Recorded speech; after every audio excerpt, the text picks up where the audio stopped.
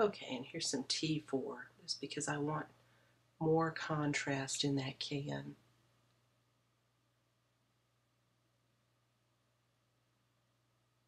Softening that with the T2, and then I'll go back and probably soften again with the T0. Now, I'll tell you what, I really don't have to do all of that softening, especially if that can were a shiny metallic. By softening this, I'm assuming that it's kind of a dull metallic can. There's some BG93. I wanted a bit of the greenery reflected into the can with all of the leaves down there. Anyway, what I was saying about metallic things is if you assumed that that were a really shiny can, then you could even leave just sharp edges, because nothing says shiny faster than dark values juxtaposed right against light ones. So I'm assuming that this is kind of a dull can, even though it's a silvery finish. Softening that again, and those are the markers that I used.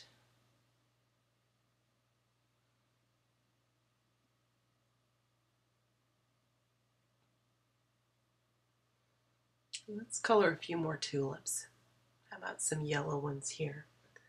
I'm starting with a YR31 as my base color, and using Y32 and Y23. So again, that's YR31 as base, and then Y32 and Y23. I will also go back at the very end and use a pale blue violet to put some shadows on those yellow tulips. Since blue violet's a complementary color, it will make a believable shadow on that yellow. But right now I just want to establish the main tone.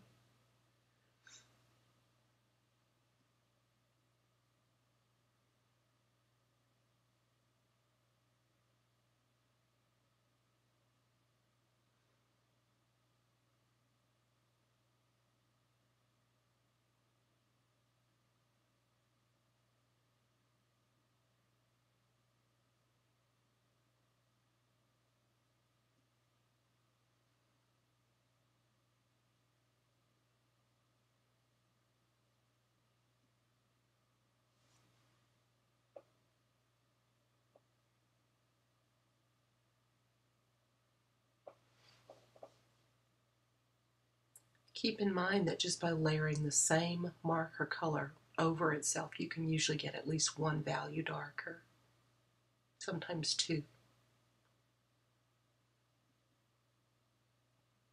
And finally, I'm going to work on those last three tulips. I tell you what, when I first started coloring these, I was thinking it looked like three roses in with the tulips, and that's why I was making them a different color. And I realized only after I base coated them that they're really the same kinds of tulips as all the others. It's just that they're head on, in perspective. Instead of seeing the side of them, you're seeing the head of them. I should have realized that sooner, but it doesn't really bother me that I have a cooler pink in there as a color variation. You often gather tulips from a lot of different colors and put them together, so it doesn't bother me. But these are R8, 5, R8, 3, and R8, 1 that I used on the tulips that face us. So they're both cooler in temperature and less intense in saturation than the initial R's that I had used.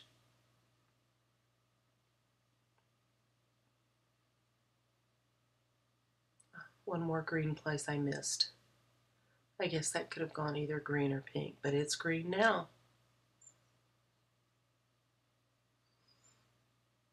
See a few little spaces here and there that still need some touch up. Okay, how about this dirt area? To distinguish it from the can, I'm going to use some E4, let's see, E40s here, maybe E43, E44, and probably some toner grays there too, but I just want to warm them up a little more than the can so that it stands out from the can a bit. Just give it kind of a dirt look.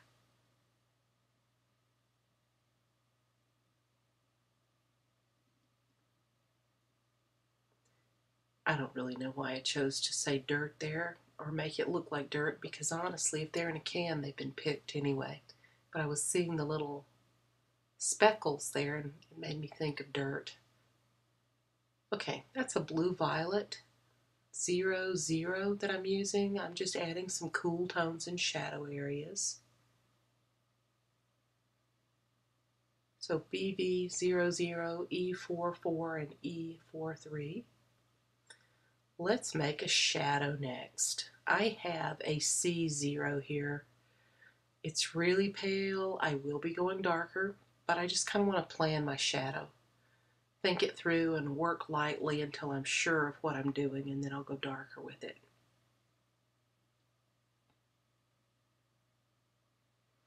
I know that my shadow is going to be deeper in value and cooler probably also in temperature the closer it is to that can.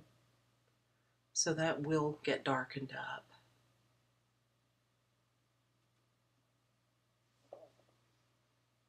Actually, I think I started with a C00 here.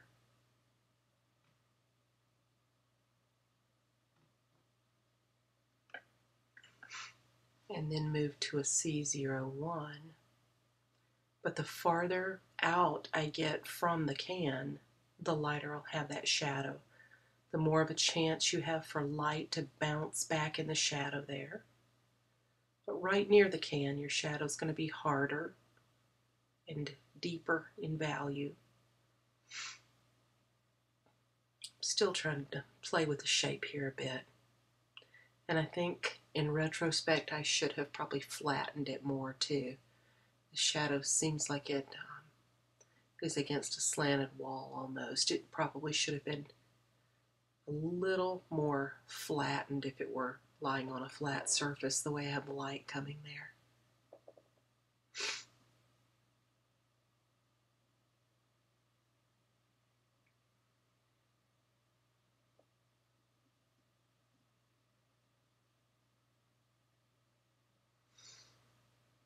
I'm working on that shape of the edge again because I'm not totally happy with that. It needs to be a straighter edge than I have. I have more of a curve.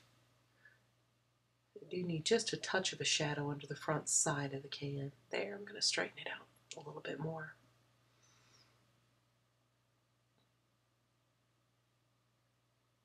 Can keep the blossom edges pretty random.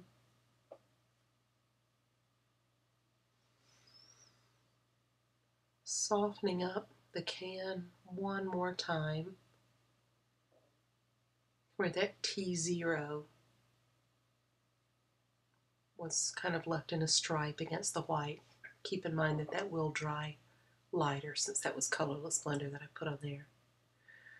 And I'm using the BV00 again to add some more shadow. I want that little handle to cast a shadow. I want there to be a shadow where the leaf is.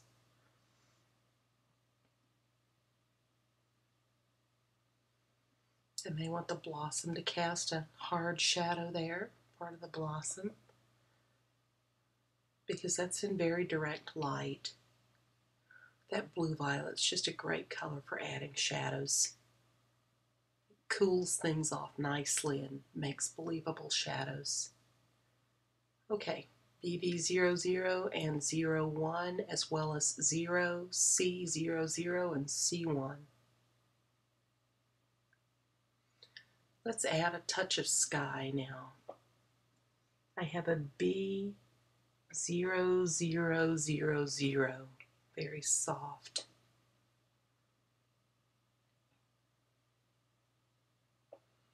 Sometimes I add colorless blender and work into the colorless blender, and then it doesn't take very long at all to soften that edge. Other times I start directly with that little sky background color, and it takes a little bit more work then to soften the edge into the white of paper.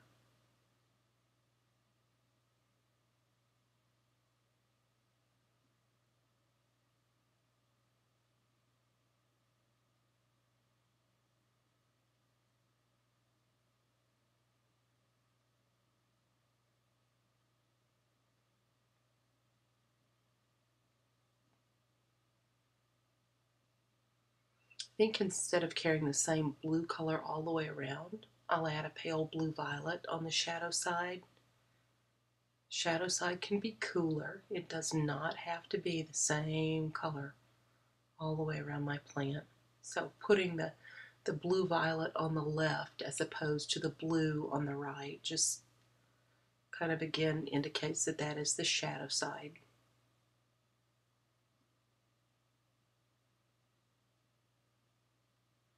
Softening up with the colorless blender. Once it dries, that'll be the same white of the paper, even though it's a splotchy gray color right now.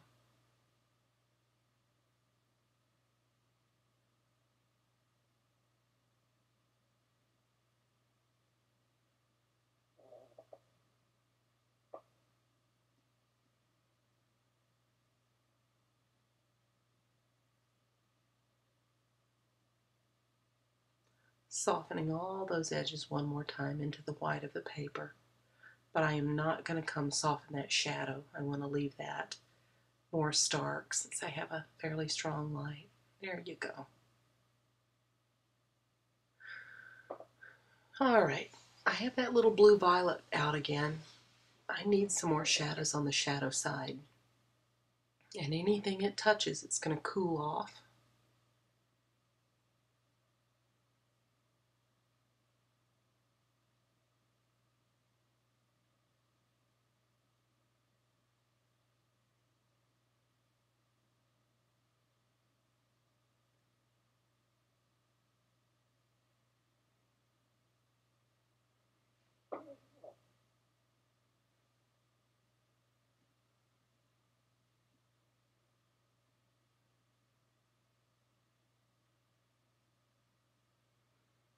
See, those blossoms are probably casting shadow on the leaves and then on each other too.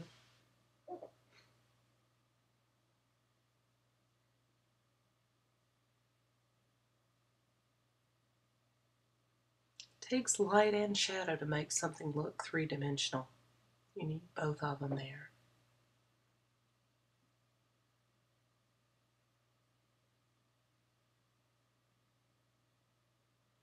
Now, if some of those edges are too hard, I can always go back and soften them. But for now, I just want to make sure I have some nice shadows in there.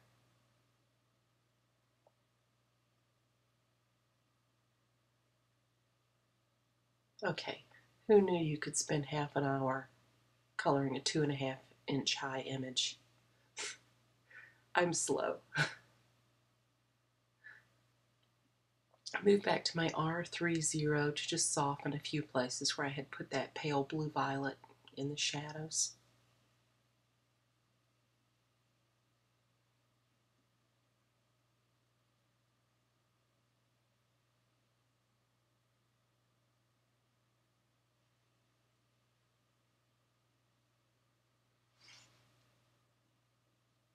Last little bit here, I'm adding just a little bit of R83 or 85, okay, it's 83, to the centers of those tulips. And that's it. I'm finished with my Lockhart Spring Tulips image. Thanks.